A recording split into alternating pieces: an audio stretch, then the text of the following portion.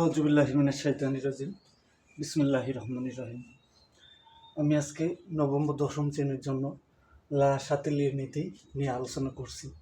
লা শাতিলের নীতি কোনো বিক্রিয়ার সাম্যাবস্থায় থাকাকালীন যদি তাপ, চাপ, ঘনমাত্রা পরিবর্তন করা হয় তবে সাম্যের অবস্থান এমনভাবে পরিবর্তিত হয় যেন তাপ, চাপ, ঘনমাত্রা ইত্যাদি পরিবর্তনের ফলাফল প্রশমিত হয়।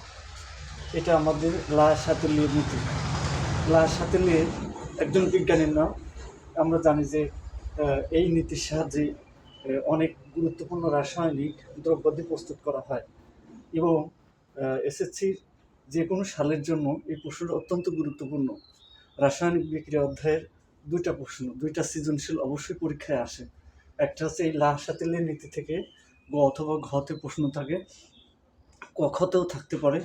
আবার আরেকটা হচ্ছে জারণ বিজারণ, অর্থাৎ যে কোনো একটি বিক্রিয়া দেওয়া থাকবে, সেই বিক্রিয়ায় জারণ বিজারণ ঘটে কিনা এটা নির্ণয় করতে হবে।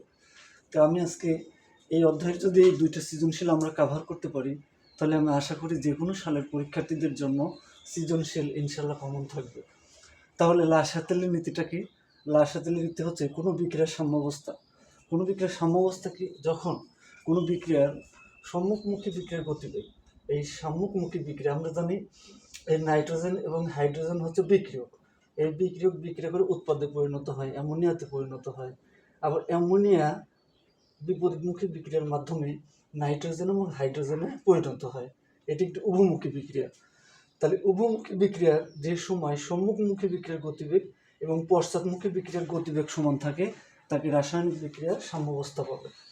এখন এই সাম্যাবস্থায় তিনটা জিনিস, একটা হচ্ছে তাপ, আরেকটা হচ্ছে চাপ, আরেকটা হচ্ছে ঘনমাত্রা। এই তিনটার পরিবর্তনে লা শাতিল মানে বিক্রিয়ার কিরূপ পরিবর্তন ঘটবে, অর্থাৎ আমি তাপ, চাপ বা ঘনমাত্রা যাই পরিবর্তন করি না কেন বিক্রিয়ার সাম্য কীভাবে পরিবর্তন হবে, এই বিষয়টা এই বিজ্ঞানী লা শাতিলের নীতি তার তার এই মানে মানে বিক্রিয়াতে এবং তার এই নীতিতে ব্যাখ্যা করেছেন। আচ্ছা, লা শাতিলের নীতি আমি বললাম পরীক্ষায় আসে এবং অনেক গুরুত্বপূর্ণ। কেননা এটা শিল্পক্ষেত্রে ব্যাপক ব্যবহার করা হয়। যেমন তুমি যদি অ্যামোনিয়া NH3 এই গ্যাসকে যদি কার্বন ডাইঅক্সাইডের সাথে শিল্পক্ষেত্রে ইউরিয়া তৈরির বিক্রিয়াটাই এটা, যে অ্যামোনিয়ার সাথে কার্বন ডাইঅক্সাইড মিশালে ইউরিয়া তৈরি হয়।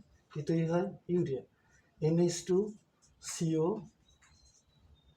NH2, এটা হচ্ছে ইউরিয়া। তাহলে অ্যামোনিয়ার সাথে কার্বন ডাইঅক্সাইড মিশালে কি তৈরি হয়? ইউরিয়া। আর এই জন্যই এই অ্যামোনিয়ার এই বিক্রিয়াটা এতটাই গুরুত্বপূর্ণ। আর অ্যামোনিয়া তৈরির এই বিক্রিয়াটা অবশ্যই লা শাতিলের নীতি প্রয়োগ করে প্রস্তুত করা হয়। কেন প্রস্তুত করা হয় এই বিষয়টা আমরা আর একটু বিস্তারিত এখন দেখব। প্রথমত আমরা যদি প্রথমত আমাদের দেখতে হবে তাপ। লা শাতিলের নীতিতে তাপের কি প্রভাব ঘটে সেটা আমাদের দেখতে হবে। দেখো এখানে বিক্রিয়কে নাইট্রোজেন ও হাইড্রোজেন বিক্রিয়া করে অ্যামোনিয়া তৈরি হয়। এখানে ΔS -92 কিলোজুল। এটা দ্বারা বোঝায় এটি একটি তাপ উৎপাদী বিক্রিয়া। কি বিক্রিয়া? তাপ উৎপাদী বিক্রিয়া। তাহলে অর্থাৎ এখানে এই নাইট্রোজেনের বিক্রিয়কের বন্ধন ভাঙে আর উৎপাদের বন্ধন গঠিত হয় এবং -92 কিলোজুল তাপ উৎপন্ন হয়।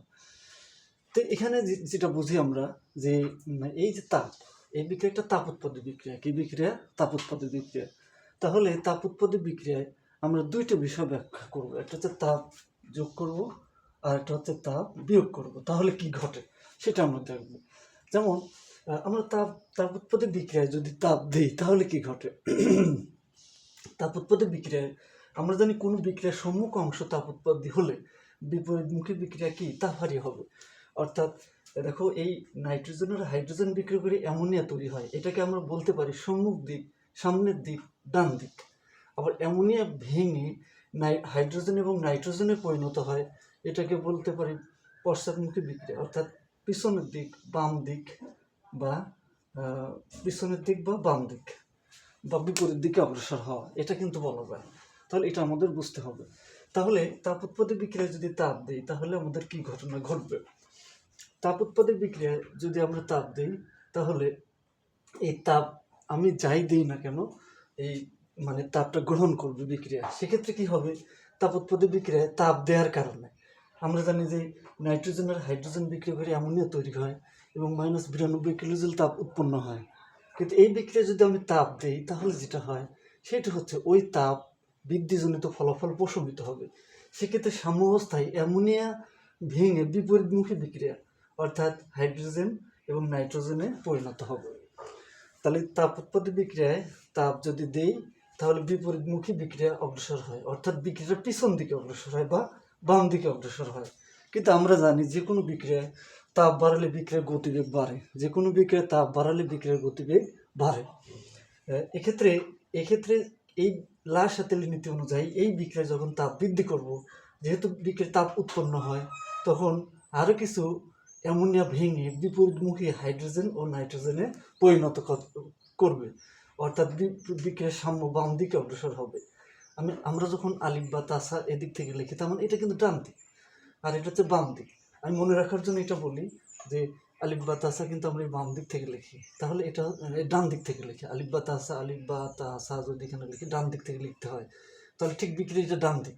তাহলে আমি যখন তাপ উৎপাদী বিক্রিয়ায় তাপ দিচ্ছি, তাহলে এই তাপ বিদ্যুৎজনিত ফলাফল প্রশমিত হচ্ছে কিভাবে, অ্যামোনিয়া ভেঙে হাইড্রোজেন আর নাইট্রোজেনে পরিণত হচ্ছে।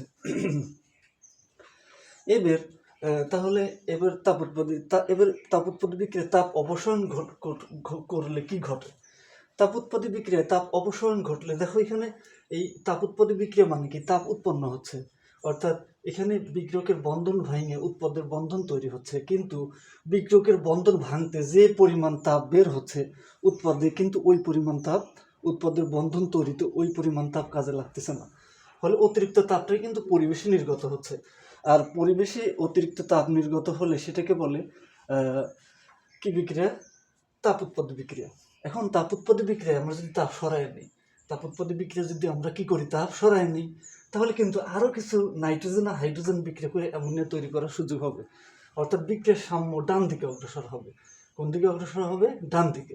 তাহলে তাপ উৎপাদী বিক্রিয়া তাপ সরাই নিলে বিক্রিয়ার সাম্য কোন দিকে অগ্রসর হয়, ডান দিকে অগ্রসর হয়। তাহলে ডান দিকে সম্মুখ দিকে বা সামনের দিকে অগ্রসর হয়। তাহলে আমরা তাপের বিষয়টা ব্যাখ্যা করলাম। তাহলে লা-শাতেলের নীতি তাপ, চাপ এবং ঘনমাত্রা এই তিনটা বিষয় ব্যাখ্যা করে। তাহলে আমি আবারও একটু সংক্ষেপে বলি, যদি তাপ উৎপাদী বিক্রিয়া হয়, যদি আরও তাপ দেই, তাহলে সেক্ষেত্রে সাম্যাবস্থায় অ্যামোনিয়া ভেঙে হাইড্রোজেন আর নাইট্রোজেনে পরিণত হয়, অর্থাৎ বিপরীতমুখী তাপহারী বিক্রিয়া বৃদ্ধি করবে। আমরা জানি কোনো বিক্রিয়ার সম্মুখ অংশ তাপ উৎপাদী হলে বিপরীতমুখী বিক্রিয়া হবে তাপহারী। সেক্ষেত্রে তাপ উৎপাদী বিক্রিয়ায় তাপ বৃদ্ধি করলে বিপরীতমুখী অর্থাৎ সাম্যাবস্থা বাম দিকে অগ্রসর হবে বা পিছন দিকে অগ্রসর হবে।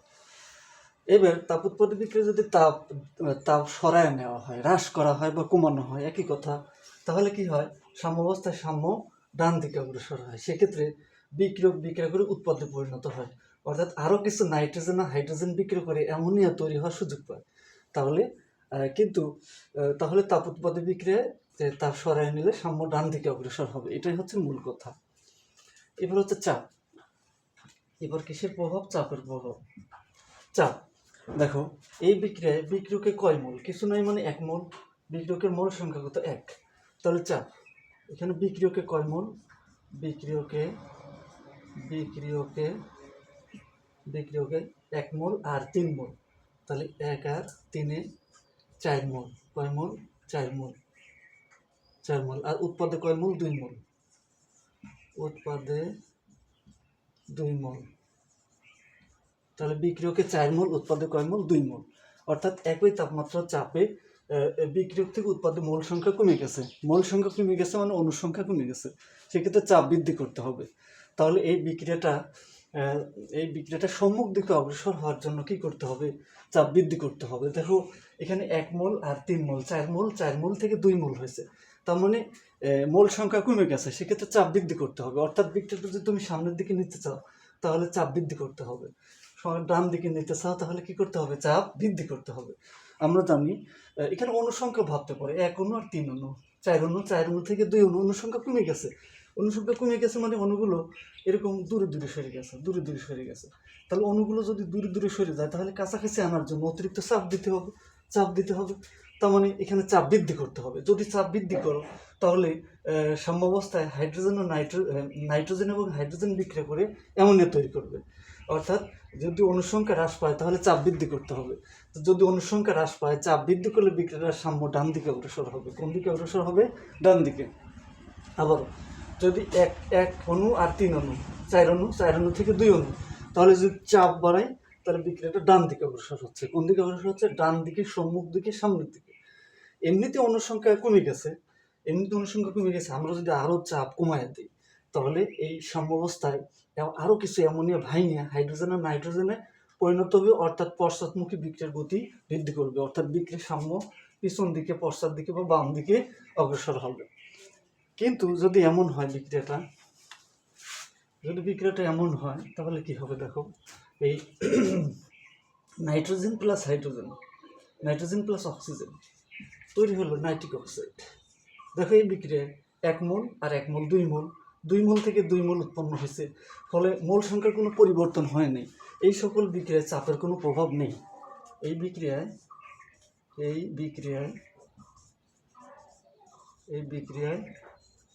চাপের প্রভাব নেই। কেন চাপের প্রভাব নেই? কারণ মোল সংখ্যার কোনো পরিবর্তন ঘটে নাই। যেহেতু মোল সংখ্যার কোনো পরিবর্তন ঘটে নাই, তাই এখানে কোনো চাপের প্রভাব নেই। তাহলে চাপের প্রভাবটা কিন্তু আমরা এভাবে ব্যাখ্যা করতে পারি। আবার কিন্তু উল্টা ঘটনা ঘটতে পারে, যে এখানে মোল বেশি ছিল, এখানে কম হলো। ঠিক এখানে কম থাকলে এখানে বেশি হবে, এখানে কম হয়তো থাকলো, কিন্তু এখানে কি হলো? বেশি হলো। এরকম একটা বিক্রিয়া যদি আমরা দেখি তাহলে বুঝতে পারবো বিষয়টা।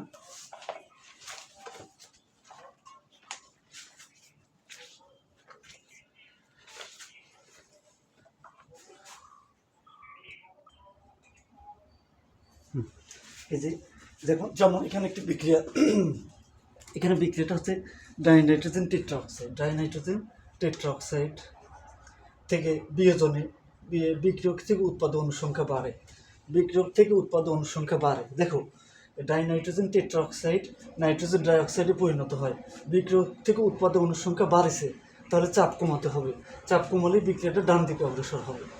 তাহলে বিক্রিয়ক থেকে উৎপাদন অনুসংখ্যা বৃদ্ধি পাওয়ার কারণে চাপ কমাতে হবে, তবে বিক্রিয়াটা ডান দিকে অগ্রসর হবে। আর যদি একটু বিক্রিয়ক উৎপাদন অনুসংখ্যা যেহেতু বৃদ্ধি পাইছে, এই বিক্রিয়কে 1 অণু উৎপাদকত 2 অণু অনুসংখ্যা বৃদ্ধি পাইছে, তাহলে চাপ কমাতে হবে। আর যদি বিপরীতমুখী বিক্রিয়া করতে চায় তাহলে উল্টা কাজটা করতে হবে। তো যাই হোক, এটা চাপের প্রভাব। আমি একটু চাপের প্রভাব, এ হচ্ছে ঘনমাত্রা প্রভাব। কার প্রভাব? ঘনমাত্রা কি? ঘনমাত্রা হচ্ছে নির্দিষ্ট তাপমাত্রা চাপে একই মানে প্রতি মোলে পরিমাণটা কি আছে। অর্থাৎ যেমন আমরা যদি n ইকুয়াল টু ঘনমাত্রাকে আমরা যদি s দিয়ে দিই, s ইকুয়াল টু n ভাগ v, অর্থাৎ ঘনমাত্রা s ইকুয়াল টু কি n ভাগ v, একক আয়তনে মোল সংখ্যা। তুমি 1 লিটারে যদি 10 মোল নেও, আবার 1 লিটারে যদি 20 মোল নেও, তাহলে 1 লিটারে যদি 20 মোল থাকে সেটি অধিক ঘন, আর 1 মোল থাকলে 1 লিটারে 10 মোল থাকলে তার ঘনমাত্রা কম। আবারও ঘনমাত্রা s ইকুয়াল টু কি n ভাগ v, মোল সংখ্যা ভাগ আয়তন। মনে করো তুমি 1 লিটার নিলা, 1 লিটারে কি নিলা? 10 মোল নিলা। আবার ঠিক 1 লিটারে নিলে 40 মোল। স্বাভাবিকভাবেই এই একক আয়তনে, এই যে আয়তন কিন্তু 1 লিটার, যেটা মোল সংখ্যা বেশি তার ঘনমাত্রাও বেশি। ঠিক আমরা এখানে এই যে বিষয়টা বলতে পারি সেটা হচ্ছে যে এখানে দেখো, ঘনমাত্রার বিষয়টা যদি আমরা বলতে চাই তাহলে আমরা কীভাবে বলতে পারি যে লা-শাতেলের নীতিতে ঘনমাত্রার প্রভাবটাই বাকি। লা-শাতেলের নীতিতে ঘনমাত্রার প্রভাব হচ্ছে, যদি আমি নাইট্রোজেন আর হাইড্রোজেনের ঘনমাত্রা বৃদ্ধি করি তাহলে সাম্যাবস্থায় অ্যামোনিয়ার বিক্রিয়া ডান দিকে অগ্রসর হবে। কোন দিকে অগ্রসর হবে? ডান দিকে অগ্রসর হবে। আর যদি এই উৎপাদের ঘনমাত্রা বৃদ্ধি করি সেক্ষেত্রে সাম্যাবস্থায় অ্যামোনিয়া ভেঙে হাইড্রোজেন আর নাইট্রোজেনে পরিণত হবে, অর্থাৎ বিক্রিয়া পিছন দিক, পশ্চাৎ দিক বা বাম দিকে অগ্রসর হবে। তাহলে সাম্যাবস্থায় যদি বিক্রিয়কের ঘনমাত্রা বাড়াই তাহলে ঘনমাত্রা বৃদ্ধিজনিত ফলাফল প্রশমিত হবে। কিভাবে? সাম্যাবস্থায় আরও কিছু হাইড্রোজেন ও হাইড্রোজেন বিক্রিয়া করে অ্যামোনিয়া তৈরি করবে। আর যদি উৎপাদের ঘনমাত্রা, অ্যামোনিয়ার ঘনমাত্রা বৃদ্ধি করি তাহলে এই ঘনমাত্রা বৃদ্ধিজনিত ফলাফল প্রশমিত হবে। কিভাবে? সেক্ষেত্রে সাম্যাবস্থায় অ্যামোনিয়া ভেঙে হাইড্রোজেন ও নাইট্রোজেনে পরিণত হবে। তাহলে ঘনমাত্রার বিষয়টা সহজ। যদি বিক্রিয়কের ঘনমাত্রা বাড়াও, বিক্রিয়া বিক্রিয়ার সাম্য ডান দিকে অগ্রসর হবে, সম্মুখ দিকে অগ্রসর হবে, সামনের দিকে অগ্রসর হবে, সেক্ষেত্রে বিক্রিয়কের আরও উৎপাদে পরিণত হবে। আর যদি উৎপাদের ঘনমাত্রা বাড়াও তাহলে বিক্রিয়া পিছন দিকে অগ্রসর হবে, সাম্যাবস্থায় অ্যামোনিয়া ভেঙে হাইড্রোজেন আর নাইট্রোজেনে পরিণত করবে। অর্থাৎ বিক্রিয়ার সাম্য পিছন দিক, পশ্চাৎ দিক বা বাম দিকে অগ্রসর হবে। এখন এই যে আমি দেখো এখানে আয়রন এবং 200 থেকে 250 ATM চাপ আর 450 থেকে 550 ডিগ্রি সেন্টিগ্রেড তাপমাত্রা, এটা কেন লিখে রাখছি? আমরা যে কোনো বিক্রিয়ার উদ্দেশ্য থাকে যে সর্বনিম্ন ব্যয় সর্বোচ্চ পরিমাণ উৎপাদ তৈরি করা।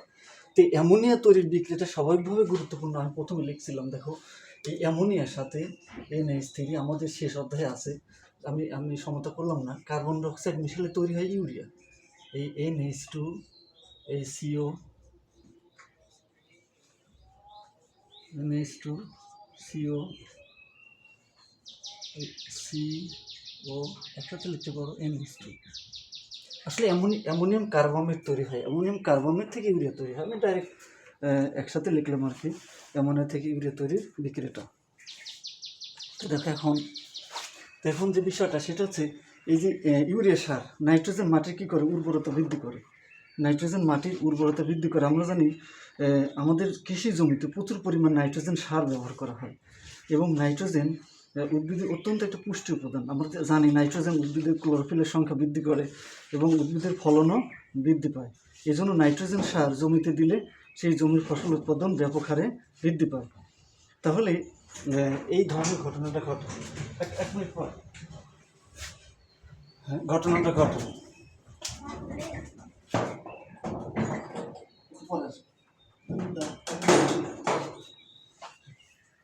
তাহলে এবার আমরা যে জিনিসটা দেখব যে আয়রন প্রভাবকের উপস্থিতিতে এই বিক্রিয়াটা সংঘটিত হয়।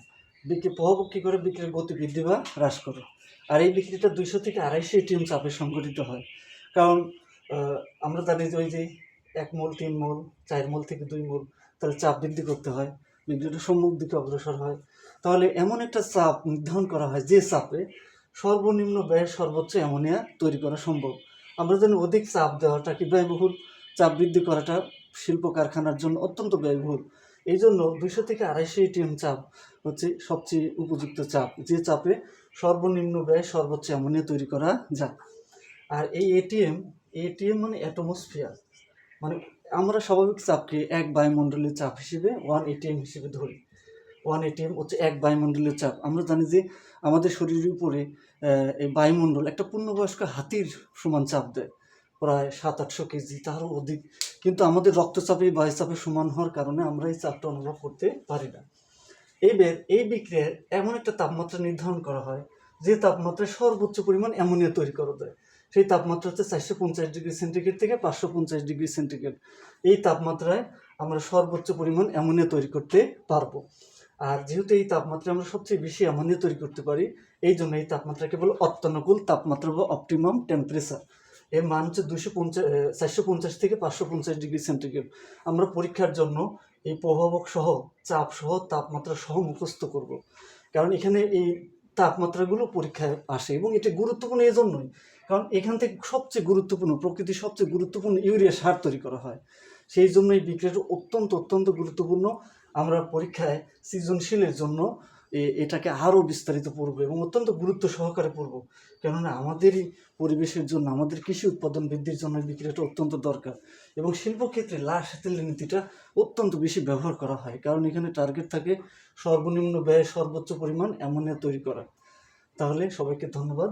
আমি এই লাশ-তেলের নীতি নিয়ে আরও সামনে আরও সুন্দর বিক্রিয়া দেব, বোর্ড কোশ্চেন সমাধান করব। আজ এ পর্যন্তই, সবাইকে ধন্যবাদ।